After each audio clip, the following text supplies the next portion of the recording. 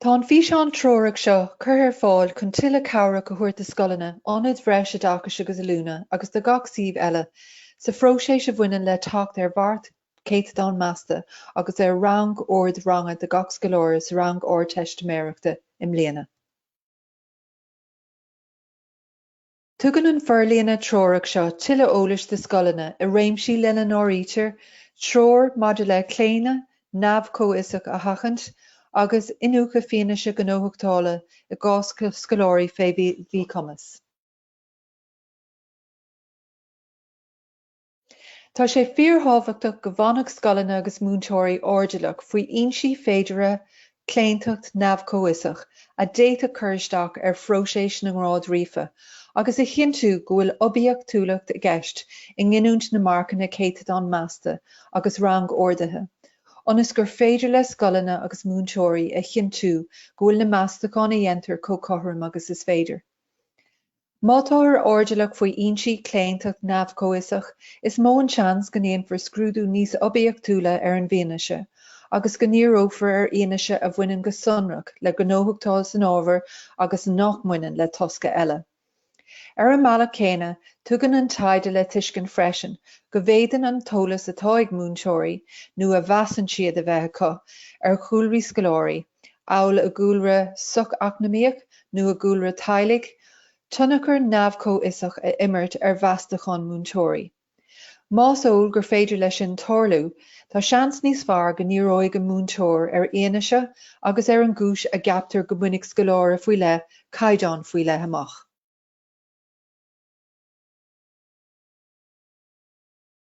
Chun obaíocht túlacht a cinntiú, tá sé an-tábhachtach nár chearta chur san áireamh i mreithúnis na scoile, ach amháin, tafad ratha agus fianaise atá ar fáil, ar eolas, agus ar scileanna agus ar chumas an scoileáire a dtaobh an ábhar atá gceist. Ba cheart an aonaise seo beann eolais a chur faoi bhreithúnis gairmiúla na múinteoirí, maidir le feidhmíocht chócúil an scoileáire san áireamh.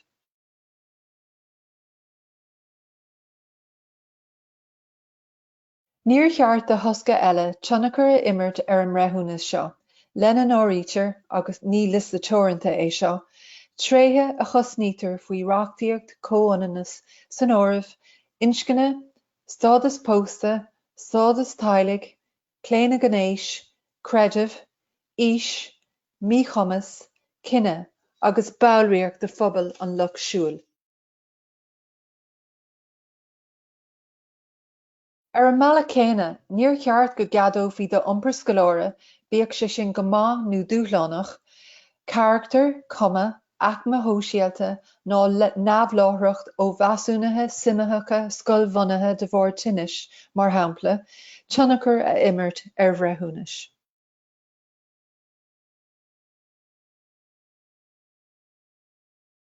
Chun cléantacht neamhchomhfhiosach a chacant, moltúlta de Scoileanna agus de bhúinteoirí machnamh a dhéanamh agus iad féin a cheistú, maidir le haon réamhbharúlacha a d'fhéadfadh a bheith acu, maidir le feidhmíocht gach scoileáire, agus a mbeadh tionachar ag aon tosca neamh-ábhartha ar an earcha ar an bhfianaise. Ba cheart de bhúinteoirí agus de Scoileanna a bheith ar an eolas maidir le. Dainniú ar cléantacht. Is cléine é seo eolas a chuardach agus ciall a bhaint as eolas atá ar aon dul le do thuairimí réamhcheapa féin maidir le scoileáire. Mar shampla, má dhéanann duine breithúnas ar scoileáire, d'fhéadfadh duine cuardach a dhéanamh go fóchomhfhiosach ar aonaise chun tacú leis an mreithúnas sin, gan a thabhairt faoi deara ach fianaise maidir le scoileáire a oireann don dearcha a bhí ag an duine air nó uirthi cheana féin, agus ar an mbealach sin dul a bhaim an iomarca ar ghrád an scoileáire. Tionachar an luan nó an chúdaigh. Is é seo an cléine rud amháin an-dearfach maidir le scoileáire aithint, agus ligean de bhró luan, an rud sin, tionachar a imirt ar ardúirimí, rud a d'fhéadfadh fíoreolas, scileanna agus cumas an scoileáire i cheilt, nó róphreisiú a dhéanamh orthu. Tionachar na nDearc. A bhallairt ghlan ar tionachar an luan nó an chúdaigh atá anseo, agus bíonn sé ann nuair a bhíonn tionachar rómhór ag tréith dhiúltach amháin mar shampla iompar dúshlánach ar an dearcha atá ar an scoileáire. Tionachar na tosaíochta. Tagann cléintach na tosaíochta a gceist nuair a dhéantar measúna bunaithe ar eolas a cuireadh ar fáil níos luaithe, mar shampla, ag tabhairt uallú míchuí don chéad imprisin ar scoláire. Tionachar na déanaíochta. A bhaillirs ghlan ar cléintach na tosaíochta is ea cléintach na déanaíochta, agus tagann sé a gceist nuair a bhíonn tionachar rómhór ar mheasúnú ag eolas a cuireadh ar fáil níos déanaí nó le déanaí, seachas níos luaithe in éon phróisis ranú chun ar le. Mar shampla, ag tabhairt uallú míchuí don idirghníomhaíocht is déanaí le scoláire nó an saothair is déanaí a rinne an scoláire. Cléinteacht Ránach. Is cléinteacht maidir le brastíní í seo, nuair a thugtar uallú míchuí de aidhmíocht an scoláire ar chuid ábhartha de ábhar na sonraíochta, seachas breanú ar an bhaidhmíocht thar an ábhar ar fad. Tionachar na codarsnachta. Is é seo an cléanna, uascráidú nó íoscráidú a dhéanamh san intin ar aidhmíocht chócúil an scoláire agus é nó í a chur a gcomparáid le grúpar codarsnach scoláirí. Mar shampla, rómheas nó meas faoi chumas a dhéanamh ar aidhmíocht chócúil an scoláire, tar éis líon mór scoláirí atá ag obair ag caighdeán difriúil a bhreathnú. Ba cheart go mbeadh feidhm ag breathnú gníomhach ar cléintach neamhchomhaisach a thacaint, go háirithe í sin a bhaine le haon ceann de na níomhbhoras a d'eagraíochtar dóibh sna heachtaine iomstáldas comhionann, le linn gach céim de na chéim scoilbhunaithe de phróisis na Ghráid Ríofa. Réamhobair na múinteoirí éinear, obair an grúpa ealaíonatha ábhar, agus muirseacht phríomhaide na scoile.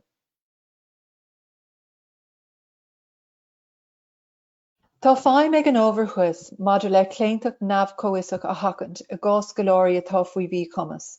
Ina theannta sin, pléann an treoir de Scoileanna go sonrach le ceist na socraithe réasúnachas na scrúdathe. Is é seo a leanas atá an alta 13. Socraithe réasúnacha. Sa cóscúil socrú réasúnach ar bith ceadatha de aon scoláire, mar shampla, léitheoir, scríbhí nó tarscaoile, ba cheart go mbeadh an meastachán ar aidhmíocht chócúil an scoláire, bunaithe ar an taobhde go bhfuil an socrú sin ar fáil dáthracacht na scrúdathe ar aghaidh ar an gnámhbhealach.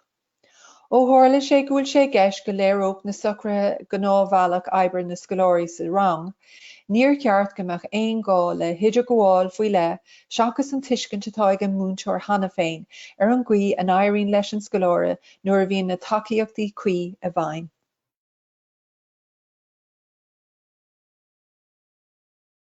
Mar a luaitear sa treoir de Scoileanna. Feidhmíonn scéim na socraithe réasúnacha ar an tuiscint a bhformhór na gásanna, maidir le haon mí chumas a bhfuil tionachar aige ar chumas an scoláire, ach cuid nó a cuid gnóthachtála a léirú sa scrúdú. Gur aithníodh é sin níos luaithe in nolchan cinn an scoláire tríd an scoil. Dá réir sin, ghlaachtar leis go bhfuil na tacaíochtaí riachtaнаcha foghlama curtha a bhain, agus chomh maith leis sin, go bhfuil na tacaíochtaí agus na socraithe cuí curtha a bhain de na gníomhaíochtaí measúnatha, fuirimiúla agus neamhirimúla a bhíonn ar siúl ar an 2 bhliain de cibé clár Ardteistméireacht atá leanúntacha. Ní gá go mbeadh na socraithe seo go díreach mar an ggéine leis na cinn a cuireadh ar fáil le linn na scrúdathe teisteméireachta, mar go bhfuil an cóhéacs agus na stríonta difriúil. Ach bhí an cuspóir céanna leag amach dóibh, éon bhacannaí rochtaine a d'fhéadfadh cúrsteach ar thuiscint iomlán an scoláire ar an rud atá á iarraidh air nó uirthi, agus nó ar an léiriú a dhéanamh ar a cuideolalas nó a cuideolalas nó a méid is féidir leis nó lé a dhéanamh.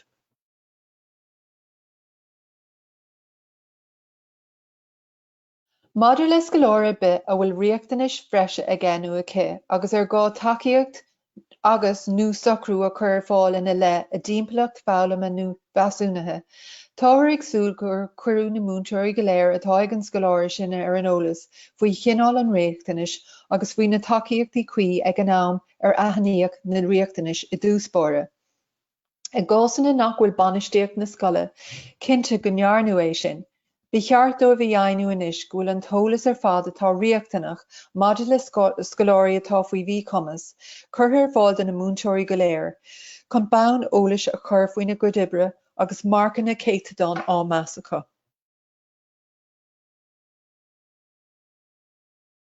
Agus éon aonaise ó phríalacha nó ó bheasúnathe den cineál sin á léirbhíonú agus brethúnas á dhéanamh ar aimiíocht chócúil scoláire den cineál sin. Bhí ceart breithnú a dhéanamh an raibh na socraithe bhí a bhaim ag an am sách maid an aim sin. Mura raibh, beidh ar an múinteoir é sin a chur san áireamh agus bunathe ar an eolas atá gceann aici ar an gcaoi an éiríonn leis an scoláras a rang nuair a bhíonn gnáthchaíochtaí a bhaim, beidh airnú uirthi breithnú a dhéanamh ar an gcaoi is dóithe a n-éireodh leis an scoláras a bheasúnú atá gceist, i gcás go raibh na socraithe chuí curtha bhaim. Ar an gcaoi céanna tá sé an-tábhachtach go mbeidh faoi airc a gcónaí a dtaca le faoinsií a bhféadfadh cléantacht neamhchomhaltach ascairt astú, ar cléantacht a d'fhéadfadh tionchar a imirt ar na meastacháin. Glactar leis go bhfuil na múinteoirí go léir feasach ar na riachtanas bhealama faoi le atá ag a gcuid scoláirí, agus go bhfuil na tacaíochtaí riachtanach a chur fála có sa seomra ranga, chun éon bhacíní a bhféadfadh tionchar a bheith acu ar a gcuid feidhmíochta a measúnathe foirmitheacha nó agus suimitheacha a chur leathtaobh. Glactar leis freisin go bhfuil an eolas ag múinteoirí ar a gcuid scoláire. Mar sin féin, má tóthar orduladh ar an bhfíonse nó ar na faoinsí don cléantacht neamhchomhaltach, is mó an seans go ndéanfar scrúdú níos obaíochtúla ar an bhíonise, agus go níorófar ar aonaise a bhaineann go sonrach le gnóthachtáil san ábhar, agus nach mbaineann le tosca eile, amhail iompar nó míchumas fálama.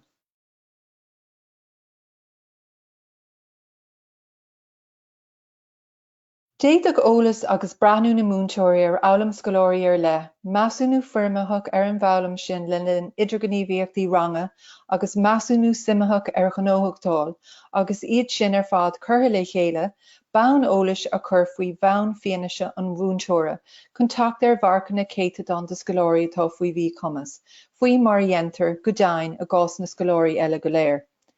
Ní mór cuireann breise a ghlacha a gcásanna ina ndearnú diagnóis a le míchumas le déanaí, mar shampla go ndearnú í le linn 2 bliain an chlár lena muineann.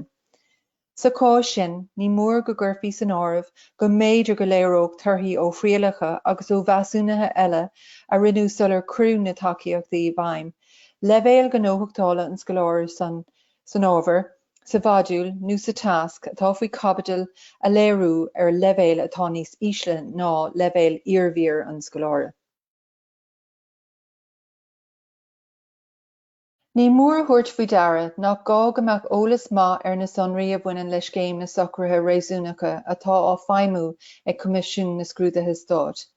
Lenan áirítear sonraí faoin mbealach a ndentar tarscaoiltí agus socraithe éagsúla a chur a bhaim, chun go ndéanfaí na breithúnas ghairmiúla atá daoí.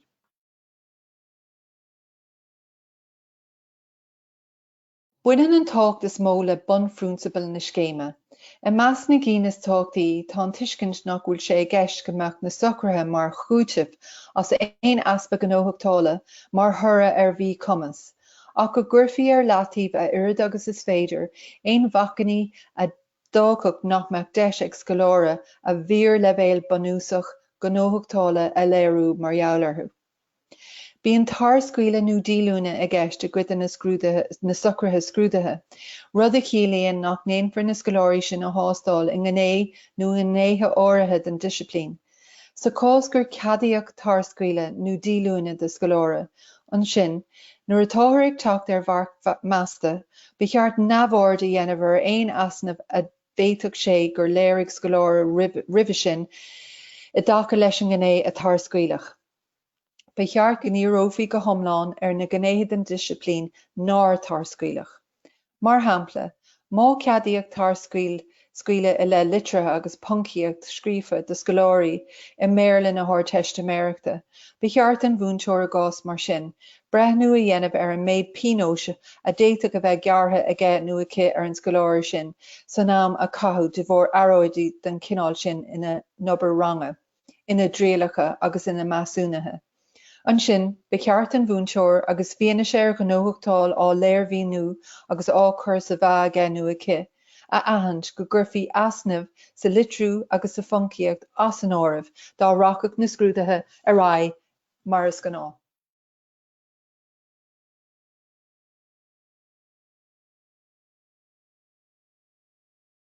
Is féidir tuilleadh sonraí a fháil sa Forlíonadh den Treoir de Scoileanna maidir le marcanna céitadán measta agus Rang-Orduithe Ranga a sholáthar ar gov.ie/leaving certificate. Go raibh míle maith agat as éisteacht agus tásúla goinn go raibh an físeán seo cuid a thugtaíomh.